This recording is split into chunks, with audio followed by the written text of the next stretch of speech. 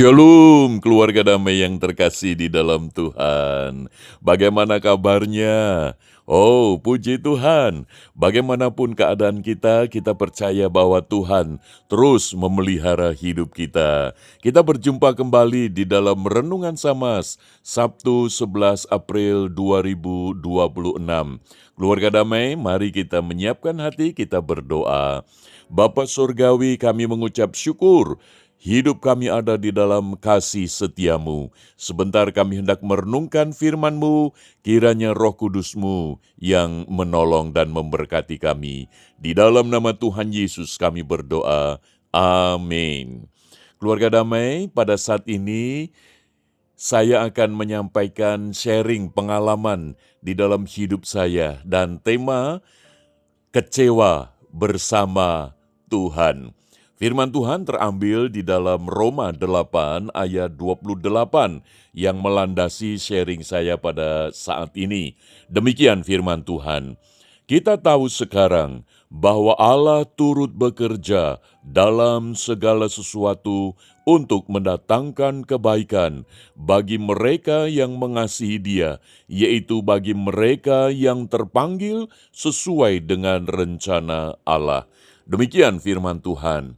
Keluarga damai, kata kecewa di dalam Kamus Besar Bahasa Indonesia itu berarti kecil hati, tidak puas, tidak senang karena keinginan atau harapannya tidak terkabul. Nah, dari definisi ini kita bisa melihat bahwa hampir setiap orang itu mengalami kecewa. Nah, demikian pun saya. Saya pernah mengalami kecewa, yaitu ketika ada seorang anak Tuhan yang janjinya mau menolong, ternyata menipu.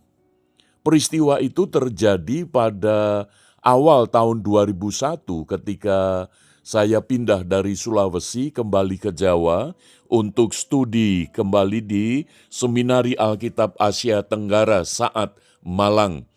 Nah, seorang anak Tuhan itu janjinya akan menolong untuk menjualkan spray, sarung bantal, dan sebagainya, supaya keuntungannya dapat membantu finansial saya di dalam menjalani kebutuhan hari-hari.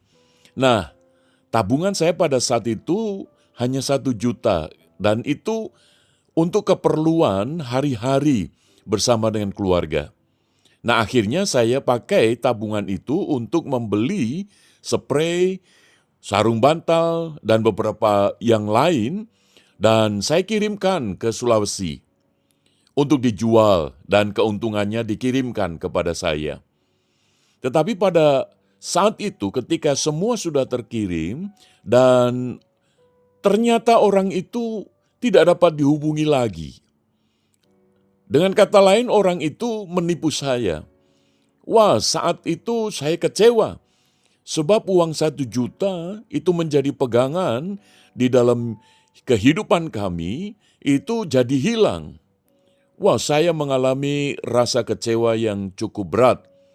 Dalam situasi semacam itu, saya pada saat mengalami kecewa, saya teringat firman Tuhan ini. Kita tahu sekarang bahwa Allah turut bekerja dalam segala sesuatu untuk mendatangkan kebaikan. Keluarga damai, pada saat saya teringat firman Tuhan ini, menolong saya bahwa walaupun saya kecewa, saya tetap bersama dengan Tuhan. Melalui firman Tuhan ini saya diingatkan bahwa justru di dalam kecewa itu, Tuhan tidak tinggal diam. Tuhan turut bekerja. Apa yang dikerjakan oleh Tuhan di dalam diri saya? Yang pertama, saya jadi belajar bergantung dan mengandalkan Tuhan. Dan sungguh, Tuhan itu baik. Tuhan itu menyatakan pemeliharaannya. Jadi segala kebutuhan hidup yang saya perlukan, itu Tuhan yang mencukupkan. Sehingga melalui kondisi yang sulit itu, saya belajar bagaimana Tuhanlah yang menjadi sumber kehidupan kami. Yang kedua, melalui kondisi kecewa, Tuhan turut bekerja. Saya jadi belajar untuk menerima keadaan apapun itu sebagai sebuah kenyataan hidup yang tidak bisa saya tolak, yang tidak bisa saya hindari. Yang ketiga, saya jadi belajar untuk bagaimana mengasihi dan mengampuni, sekalipun sulit. Tetapi justru disitulah Tuhan turut bekerja, yang akhirnya saya dimampukan oleh Tuhan untuk mengampuni orang yang sudah mengecewakan. Yang keempat, saya belajar untuk rela atau ikhlas jika ada orang yang mengecewakan. Karena ini menjadi satu pengalaman iman bahwa di dalam segala keadaan, janji Tuhan bahwa Dia Immanuel, Allah yang menyertai, adalah Allah yang turut bekerja.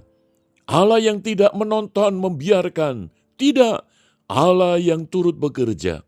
Maka itu, keluarga damai, jikalau saya pernah mengalami situasi yang demikian, maka biarlah siapapun kita, ketika mengalami kecewa, kita tetap percaya bahwa kita tetap bersama dengan Tuhan.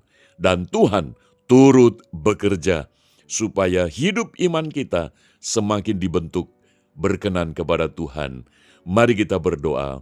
Bapa, terima kasih untuk firman-Mu. Kiranya Roh Kudus yang memeteraikannya bagi kami, dan jikalau saat ini kami sedang mengalami kekecewaan demi kekecewaan di dalam hidup ini, kiranya Engkau Allah yang turut bekerja untuk menolong setiap kami. Terima kasih Bapa untuk firman-Mu, di dalam nama Tuhan Yesus kami berdoa. Amin.